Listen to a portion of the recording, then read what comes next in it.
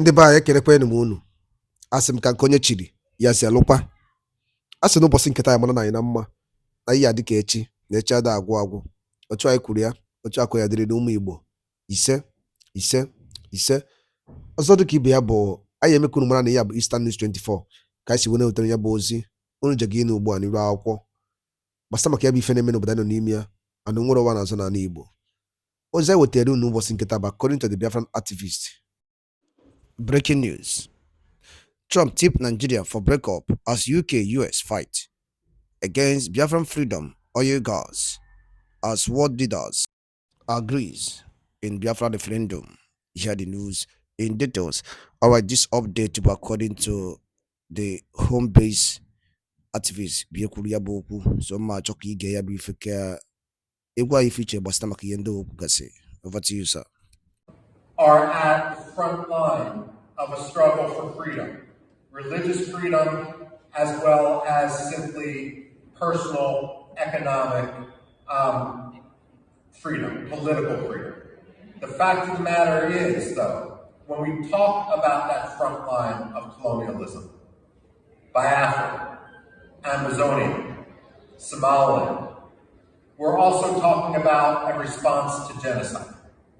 The fact of the matter is, when we look at the modern history of Biafra and we see some affairs to honor the veterans of the Biafra struggle, the fact of the matter is that they did not start the struggle for Biafran rights. Nigeria did. Nigeria has agency. They have decision-making. No one forced Nigeria to undertake the pogroms of 1966. That was a decision that was made in Lagos. And what we have seen, the struggle for freedom in Biafra, is a natural response to the repression, which is now more than 60 years old inside Nigeria, and especially with regard to Biafra. Now, we can talk about genocide. And unfortunately, what has occurred in Biafra in the late 1960s and so forth isn't the only case of genocide that the 20th century has seen. But what makes the history and the recognition of the Biafran genocide so important is this. When the Jews... And now, US too, if you say yes, they are interested in the oil, good and fine, I am not concerned. They're interested with the resources. It's not bad, but to give us what we want, that which UK cannot give us. Yes, my brother, I must tell you nothing but the truth. I love what is happening. The debate that is going on now in international place now is no longer the debate of Nigerian Aso Rock, whereby they will use money to buy over everything and airlines, as usual, as their normal game. The UK is crashing today. Canada is crashing today. Why are they crashing with the US? Why are they crashing with Israel? Why are they crashing with the other part of the world leaders like Russia and the rest? The reason is this. I will tell you, is because of what? The oil and the gas, the resources that is in Nigeria, and that is what the UK is after, not for the development of Nigeria or the betterment of the people in Nigeria. The UK are not saying anything regarding to the case of Mas Nnamdi Kanu or Simon Ekpa or this incessant killing unaliving people in Okigwe, in the southeast zone of Nigeria. Do you know why they don't care? They don't bother. Because of that oil and gas. Because anything that happened that Biafra should break up, they know it vividly well. The day that the UK, the 65-75% of the oil that they are making in Nigeria on a daily basis, they will not have access to it again. Are you hearing me? They will not do what? Have access to it again. You see why today the world leaders have gathered as a result of the insecurity and the killing of the Christians. That is where the US, hold hand. Why this killing of the Christians only in Nigeria? And most of these Christians that they are killing are these Biafrans that have been crying for freedom. The oil, the gas, the quota, the zinc. You don't know? The coal. Enugu is a coal city. Nkarago zinc. But when you talk of oil, what is it called? Salt. It's Ebonyi State. When you talk of like Abia and Co, what is it? Imo State. The kind of gas that is in Imo State is larger than the gas in the whole world. As I speak to you, UK now is playing a game to use pipe to run it from Imo State and cross what is Morocco. From Morocco, they will enter Spain. Then from Spain, they will now share the pipe. Everybody on your own. They will now lay their own pipe. Sucking Biafran gas from Imo State to their own place as a result of the punishment that Russia, Putin, is giving to them. Because of what? The dispute that they have with Putin. Currently, as we speak. These people don't mean well. I mean UK. They don't mean well for humanity. They are too selfish. And they are greed. So they need to do away, wash their hand because they are evil. UK is the problem of Nigeria. UK is the reason why what is happening in Nigeria is happening. Did you know why? Because of the UK, because of that their selfish interest, they carry power and give it to a total stranger, the Fulanis. Instead of giving it, oh no, let's assume it now, they give it to ours, that would have been better. Why must it be the Fulani, a total stranger, the person, the people, the group that migrated to Nigeria in 1804? Because they were the one leading Nigeria then. So they are not the one leading Nigeria. They play a excuse me, they played a game against the Nigeria because the Igbos that you join together, we the Igbos are the one that move the emotion of Nigerian freedom. And Nahoro is a Biafran man. In 1939, and Ojukwu came to Nigeria in 1938 from America. And they moved the motion and they gathered together to march for Nigerian freedom. I tell you today, in case you don't know, Biafra got their independence in 1957, the same year that Ghana got their own independence, but was denied politically. Are you hearing me? But politically, officially denied and ignored. Just this 57. Yes, yes. The same way they are politically denying Biafra. The same way they are politically ignoring Mazen Nnamdi Kanu, who hold their passport as a British citizen. They ignore. Politically, they ignore. Because they know that if they should choke him out, definitely Mazen Nnamdi Kanu will be released. Politically, they ignore him. Yes. In 1959, the Northern got their own independence in 1959. Hello? MPC. Northern People's Congress. Then it was in 1960 that they gave Nigeria partial independence. Not official independence. Partially. Because Nigeria is still serving as a slave. Documentary slavery. Are you hearing me? Documentary slavery. Election was conducted. Go and check the report of Smith of England. The labor man who visited Nigeria for the first time in his life in 1955. Go and listen to his speech.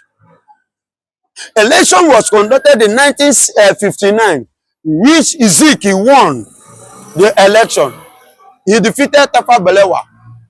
But rigging, you see why Nigerian system is going like this. So rigging of election does not, it was the British that brought it to us, that introduced it to us. You understand me? So it was rigged in favor of Tafa Balewa. And they made Ezekiel ordinary a ceremonial president. While Tafa Balewa was the prime minister, whose power lies in his hand. Hello? Before they now give you this partial independence in 1960. as we speak now, what is coming in Nigerian, what is it, water side, what is it, all these importers or whatsoever. No, all these importers or their clearance or whatsoever. Not custom. Oh, think all those. You understand? The Apapa Wharf, the Nigerian wharf you are seeing today. Do you know that British are making money from it more than me and you? They enjoy, but when I finish now, Google it, they make 60 up to 65% of every income that come from that wharf. Yes. The major office of that wharf is not here in Nigeria. It's in their own country. You see why the case is being deliberately today and the UK is panicking because of what? Biafra. And US is interested, debating because of what? The Christians that they are killing. And now, US too, if you say yes, they are interested in the oil, good and fine, I am not concerned. They're interested with the resources. It's not bad, but to give us what we want, that which UK cannot give us. I want to put it to you that Liberia had their independence in 1865, 1862, officially in 1865. The Liberia you are seeing today, being colonized by America. If it were UK, would they give them such? If it was France, do you think that would have happened? It was not officially. Do you know that if you are a Liberian, as you are now, do you know that Liberian, they use dollar? Are you hearing me? Liberians uses dollar. And if you watch their English, the way they speak more of the Americans. And they have their freedom of movement with communication with America. Did Nigeria have freedom? Do you know how many Nigerians they have denied visa in embassy, struggling to go to UK without refunding them money? The money collected, swallowed, and they did not even give them the visa. And their money that they spent, they swallow it, and they couldn't refund the money. Is that not slavery? Documental slavery. But our leaders, Nigerian politicians are traveling to UK, carrying our money, going to UK. UK is collecting it and saving it for them. How many of our Nigerian politicians, especially all these ministers, have UK denied visa? Have you ever heard that? Because bring the money, they know that they are criminal, they will thief the money, and UK will help them to keep it. And by the time they need the money, UK will add more percentage on their own money and give it to them. They say they collect, they borrow money, they borrow loan. Now our money, where they give them, then go collect, they add money. Is that not foolishness? That is what slavery politically documentary. You understand? So the world leaders debate today is giving me joy. No wonder Bola Ahmed Tinubu ran to Plateau State. Do you know where he went? He didn't go to Moscow. He went to church to pray. Who asked him? He went there to start confession. That his grandfather or great-grandfather is a Christian, is a pastor, Reverend King, whatsoever. That even currently now his own wife is a pastor. Then you, who are you?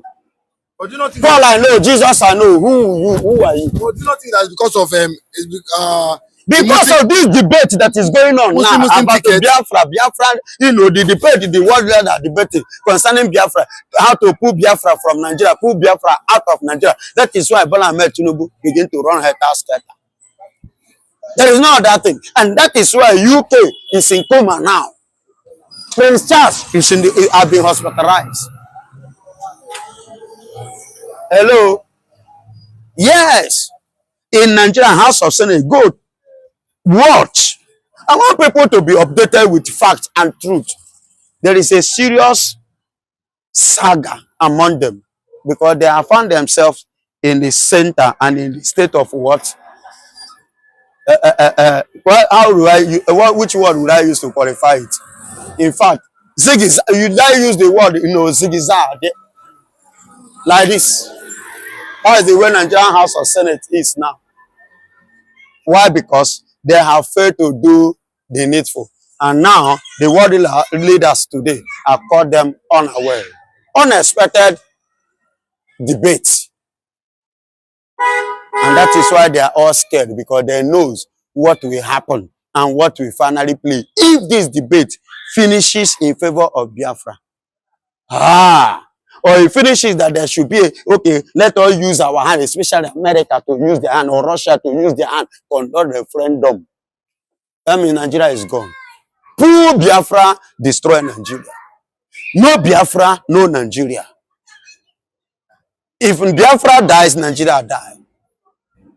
And how can Biafra die? Nigeria. Why is it? Because of you feel that economically the Igbos are the one pushing Nigeria. We are the one booming Nigeria. I disagree to that. You disagree, but El-Rufai wife said now she agreed that Igbos are the pride of Nigeria internationally. That's international. Excuse me. Talking about yes now. Internationally, meaning that we are the one making the glory of Nigeria to fly high. Yes, to make the image of Nigeria to appear as if Nigeria is a country. The Igbos are the one making it, whereas Nigeria is not a nation.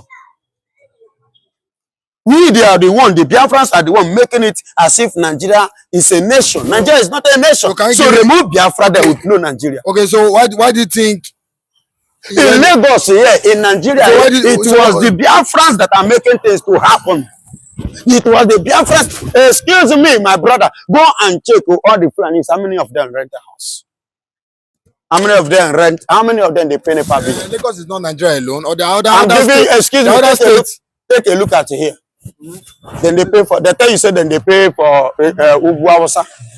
Are they paying there? They are not paying. And that is why Bola Ahmed Tinubu come now, then they cry, say the hardship too much. Because they have been eating a wolf things. Everything now wolf. It is no longer new to us, the system of Nigeria now. You see Igbo man complaining. We don't complain. Because it has been a normal thing, a normal routine to us. God have given us grace to do what? To manage everything. You understand? Whichever way. Do you see Igbo people in Nigerian corridor of power? They are Emiloko, our local, it's our turn. All of them are balancing in that sort of.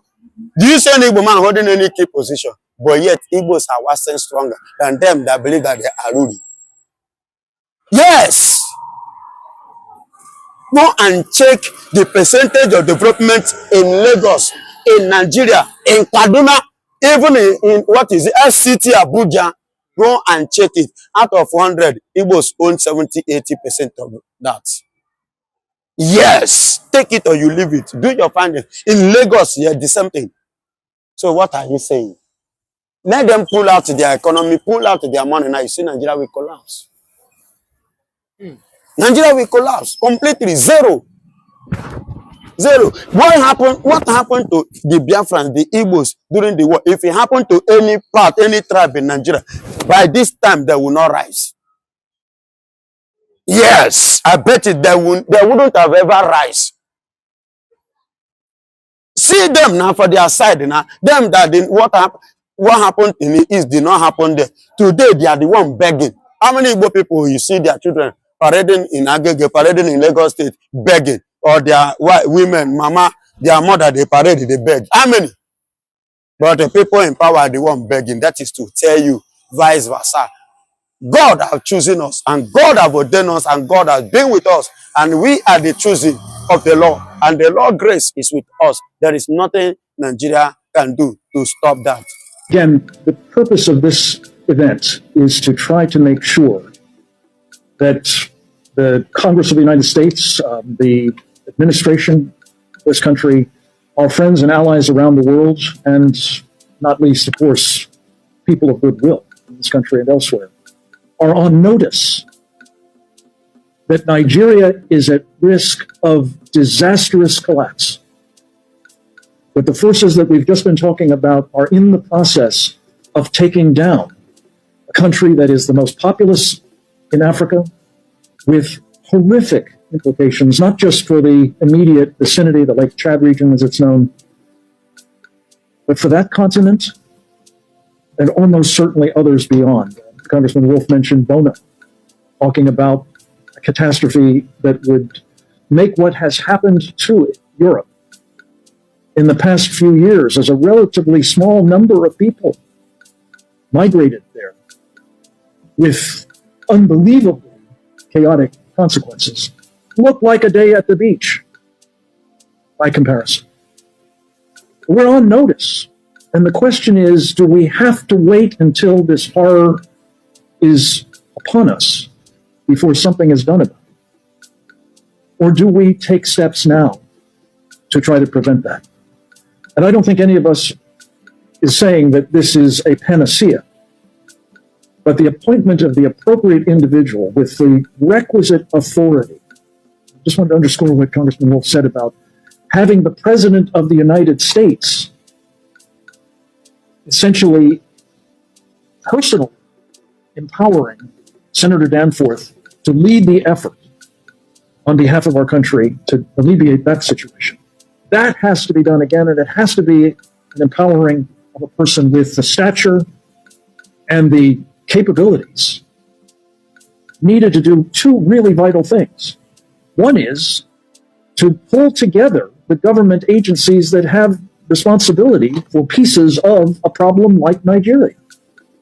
The Defense Department, as well as, of course, the State Department, USAID, the UN mission of the United States, the National Security Council, and others, to come together with a common, appropriate, and much needed policy approach. And then secondly, at least as importantly, to be able authoritatively to represent what that approach is to the government of Nigeria.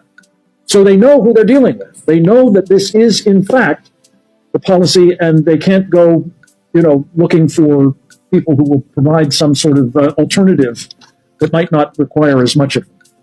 So it's those two vitally important things that have to be done. And on behalf of, again, the Save the Persecuted Christians Coalition and team, I just want to say I think this is a moment of truth, a moment when we will find a difference being made by an administration that is about making a difference on behalf of religious freedom and those who are being denied it around the world. And let me just take a moment to say, as bad as this situation is, it is just one of the areas in the world in which particularly Christians are suffering. By some estimates, it's as small a number as 215 million Christians being brutally persecuted. By others, it's as high as 500,000. Excuse me, 500 million. This is on our watch. It is unconscionable. It must be challenged, contested, and if possible, stopped. And that's what this coalition is about. And I pray that we will be able, with the help of people like Congressman Estes, Congressman Wolf, and the Archbishop, and our coalition, and countless others, to see this problem sorted by the appointment at the earliest possible moment, preferably by the end of this year, because these elections are approaching, of an individual with the requisite authority of the President of the United States and the assignment of making both the U.S. government policy coherent and clear and effective, and communicating that, again, authoritatively to the government of Nigeria, who in the end is ultimately responsible for preventing this catastrophe. Yeah, indeed. Nigerian government is responsible ultimately for preventing this catastrophe. That was the word he ended with. But truly, can Nigerian government actually prevent this catastrophe? These people that pretend as if they don't care for the people, it seems nobody cares for the citizens of Nigeria. Do you even think that this country can hold for a very long time? Because there is nowhere that anybody is happy. There are a lot of agitation in all the parts of the country, the eastern parts, the southern part, the northern part of the country. Even the recent reform that President Tinubu is trying to do, the northerners, they're agitating because they seems not to like it because it doesn't favor them, right? Because this is a region that don't bring anything, they don't produce anything, but they share more. So the sharing formula is what Tinubu is changing. That is the major thing that is making them to agitate. And every one of them now just a para because they don't like it. So guys, what do you think about this whole story? Drop it right there in the comment section. And don't forget to subscribe to this channel and share this video. God bless you. See you next time. Some Igbo people should not have been born. That is why I hate the word IGBO. I can't stand it. The stupidity being exhibited by these people is second to none. These are the same people that killed your fathers, your mothers, your grandchildren. Even those unborn, they slaughtered everything. 6 million people. And you are giving them money. Chineke melu na ebere. Chineke nda melu na ebere. Dear Lord God, have mercy on these people. Your hopelessness is staggering. Staggering. I don't believe I'm from these people. I cannot believe it. That I was born in, God forbid bad thing, I can't believe it. You don't know who Buhari is? So you mean that we spent all our time stopping APC in Anambra for nothing? Some of you still went and contributed money to APC. May the good Lord have mercy upon all your wretched souls, because some of you are not worthy to be called human beings. Your stupidity is astonishing. Astonishing, I said. I have never seen such rubbish. How many Awasa people has ever contributed to any campaign led by an Igbo man? How many Awasa men has ever given money to Igbo people to run for presidency? God have mercy on your souls. Igbo people are hopeless. I don't know why I'm doing this program this evening. After reading this news today, I don't know if I'm to start crying for the ground to open. So I don't know what to feel or think.